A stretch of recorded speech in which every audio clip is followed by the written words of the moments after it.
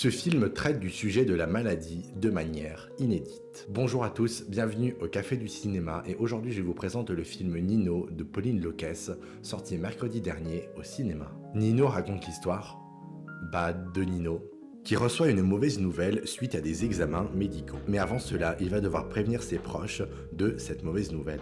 Mais cela est plus facile à dire qu'à faire. J'aime beaucoup comment ce film aborde le sujet de la maladie, comme je le disais, de manière totalement inédite. Au lieu de montrer le malade sur le chemin de la guérison, on préfère se centrer sur les jours précédant le commencement de son traitement. Je vois vraiment ce film comme une sorte d'ode à la vie. Que malgré l'annonce de sa maladie, Nino essaye de vivre tout simplement, que ce soit d'essayer de nouer une relation ou alors de sortir en soirée. Le film montre que malgré la maladie, il ne faut pas s'enfermer, il faut essayer de vivre et de profiter de chaque moment. Et surtout comment retrouver un sens à sa vie lorsqu'on ne sait pas si on sera en vie dans quelques années. Et surtout comment essayer de retrouver un sens à sa vie malgré la maladie.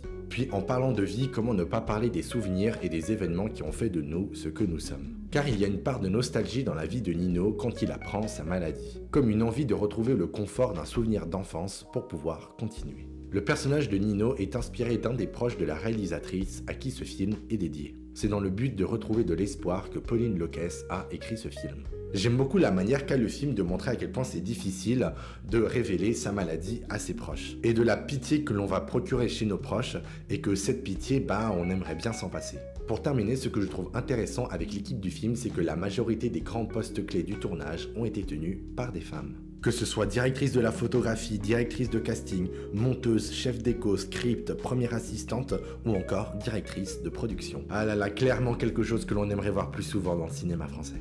Voilà, en tout cas, je vous invite vivement à aller voir Nino de Pauline Loquès au cinéma. En tout cas, pour ma part, je vous souhaite une bonne journée et j'espère vous revoir bientôt au Café du Cinéma.